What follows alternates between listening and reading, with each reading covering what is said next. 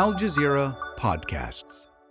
Hey, YouTube. We're usually all about giving you something for the ears and the eyes, but today we're bringing you an audio-only episode. Today, how one American search for a new kidney revealed a racial bias in the U.S. healthcare system. A letter from her hospital came in the mail last year explaining she should have been added to the transplant list 4 years earlier and that a racially biased test was to blame. How many lives has this hidden bias already taken? And how many are still at risk? I'm Malika Bilal, and this is The Take.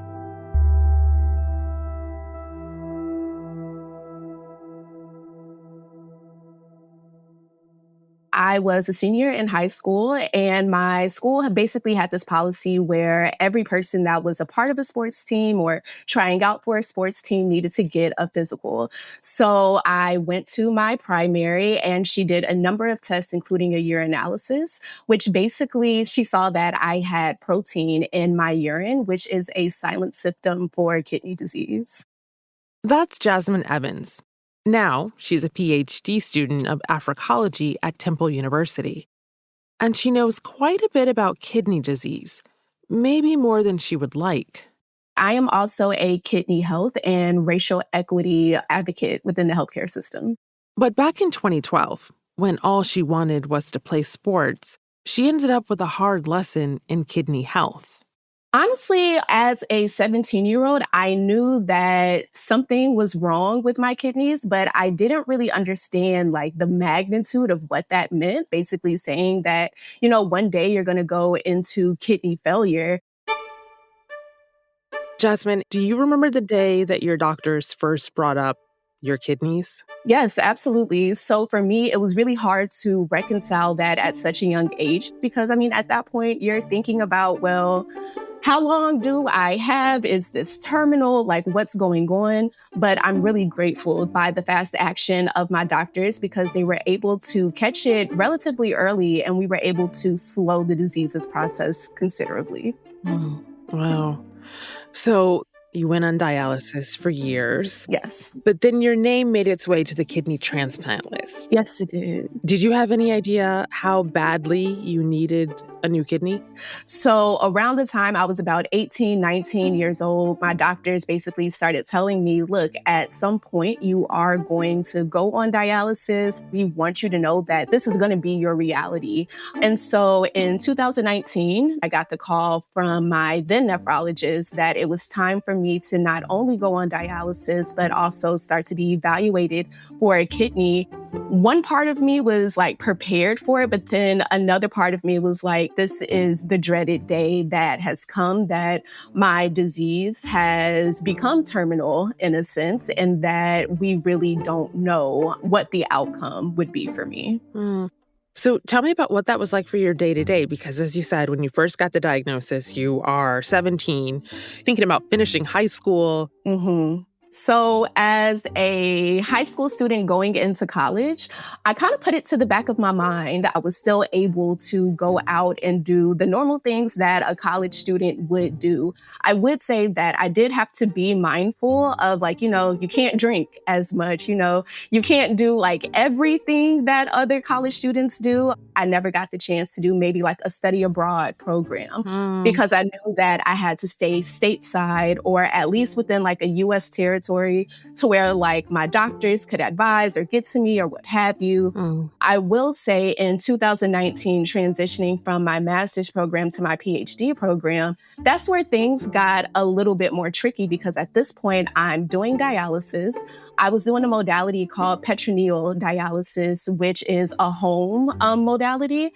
So I had 3 different bags of solutions. So basically, I would connect to a machine every single night for about 8 to 9 hours. So I had the luxury of doing it while I slept. So what I would do is whenever I would wake up in the morning, I would disconnect. I would go on about my business. I was developing a community education program to where, like, us as Africology and African American studies students could basically go out into the community to share this knowledge that desperately needed to be shared, especially in a city like Philadelphia.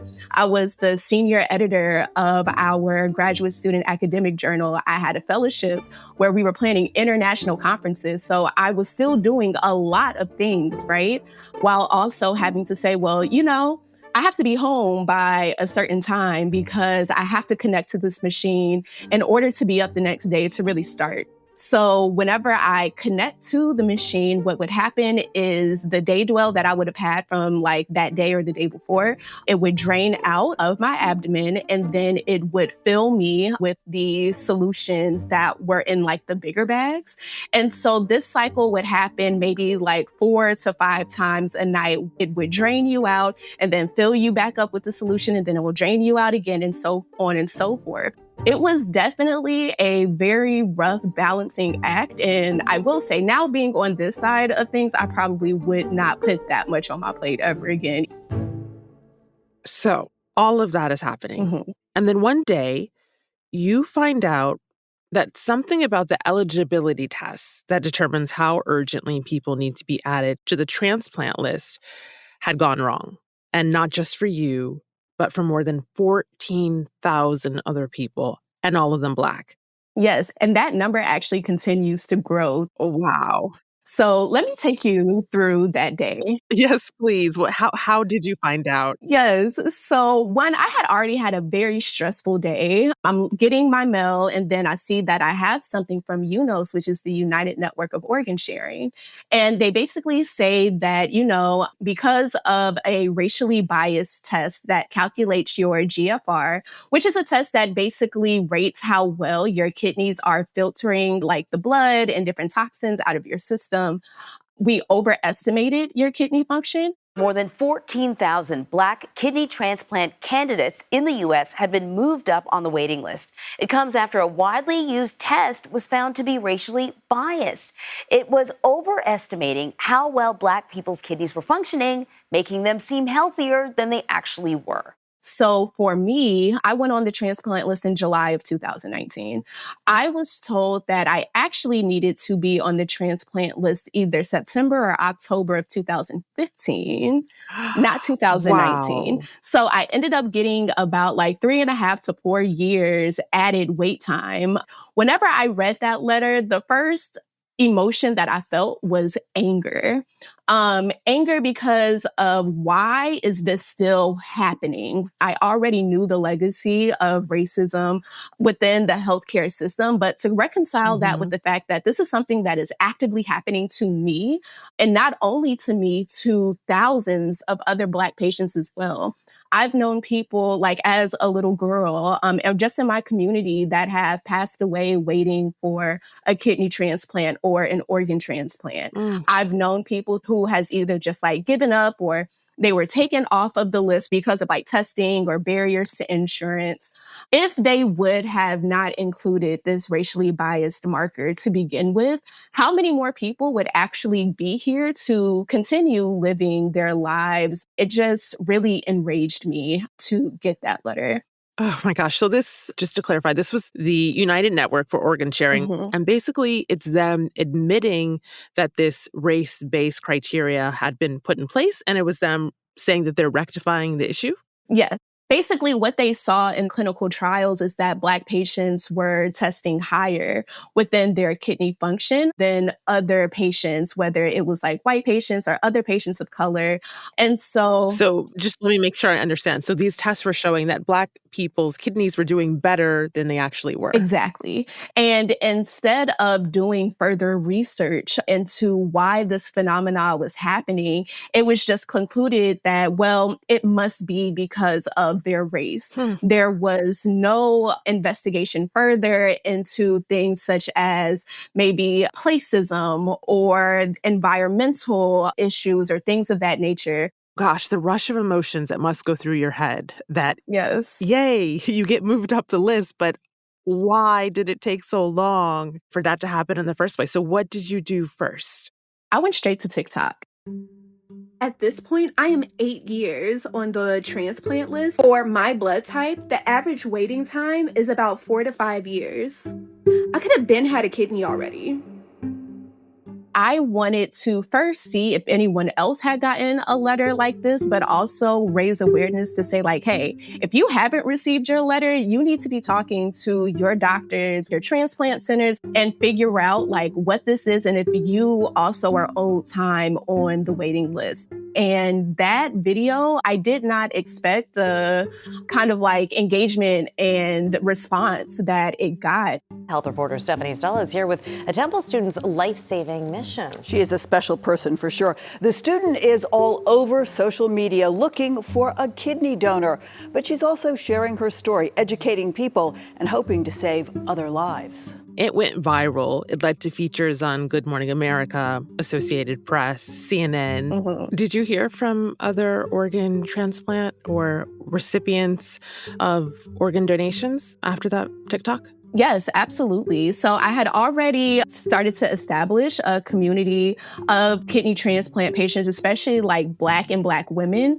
I saw an increase of patients saying, I advocated for myself and they redid my calculations. I'm higher up on the transplant list. Some have already received their kidneys. Some are still waiting.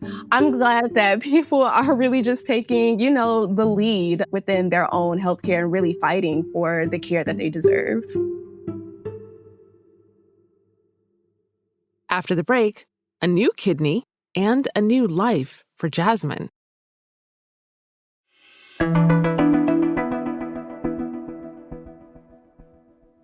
So, Jazmin, you finally received a donor kidney in 2023. Yes, I did. Just about 1 year ago.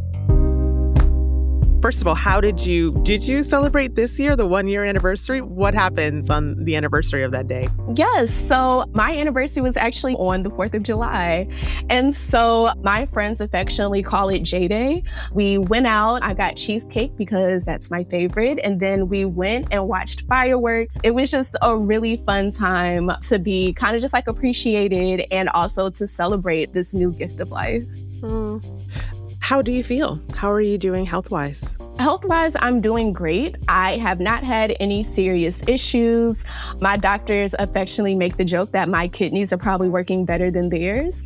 And so I'm really blessed to be on this side of things, especially because there was a long period of time that I didn't know that I would make it to my 1 year anniversary of having a kidney transplant, let alone getting a transplant in general. So I'm really just blessed and grateful to be in this place.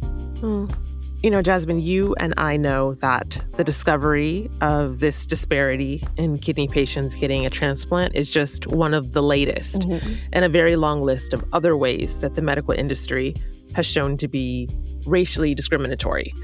Healthcare workers disbelieve Black women when they express medical needs. There's the underestimating the intensity of Black patients' pain levels. Medical tests still based on the erroneous belief that Black and white people have different physiology. I could go on and on and on. This is what you're doing your PhD research on. Yes. Are things changing? That's a very hard question to ask because the answer is yes and no. From my own research with my dissertation, I see where there is still the legacy of medical racism and the pseudo-scientific thoughts about how the Black body works and things of that nature. This is still very integrated with a lot of the medical practices, medical treatments that doctors basically give their Black patients. However, there are doctors and physicians and researchers that really are trying to push the needle to create more racial equity within the system. But this is something that is going to take years. So for me, something that I always tell researchers or physicians whenever I do get the chance to speak with them is it's okay to re-educate yourself. Right. We touched on this, but I'm really glad that you're doing better. And I think it's evident from anyone who follows you on social because these days, on your TikTok account.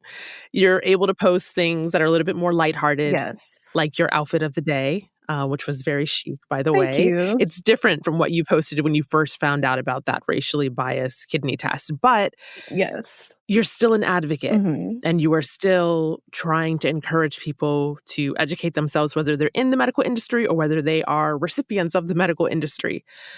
How important was it for you to share your story, and what difference has it made? Anyone who knows me knows I'm actually a very private, very introverted person. However, for me posting on social media, it really came out of desperation. It came out of life or death, like I needed to survive. And so even after I got the transplant, I had to take a little bit of time from social media just to kind of figure out how I wanted to continue being an advocate, but also still exploring like this new space of life that I'm in and really trying to figure out my new normal. Mm-hmm. But people also want to see that process as well. Like, how do you transition back into a seemingly normal life? Even if I can give a patient just like inspiration, or even someone who is having trouble within the healthcare system or trying to advocate for themselves, but they don't know how to talk to their doctors, they don't know which tests to request for themselves. If I can give that bit of information, then I feel like I've done a job well done. Mm. So for people who are listening, what advice would you give them if they're in the boat that you were several years ago, waiting and wondering and hoping? I would say, one, you don't have to wear the mask. One thing that I've learned after my transplant was that even while I was going through the process, I wore it as a badge of honor that no one knew what I was going through, that I was still able to juggle all of these things and still kind of like present as a healthy and able-bodied person. But what people didn't know was when I was behind closed doors or when that camera was off, like I was literally dying. You can find the balance between that. You can still do the things that you love to do while also taking care of yourself. You can still go out and have a great time while also asking for support from your family and for your friends. You don't have to do it alone. And I don't suggest that you do it alone either. And that is something that I wish somebody would have told me while I was going through my process.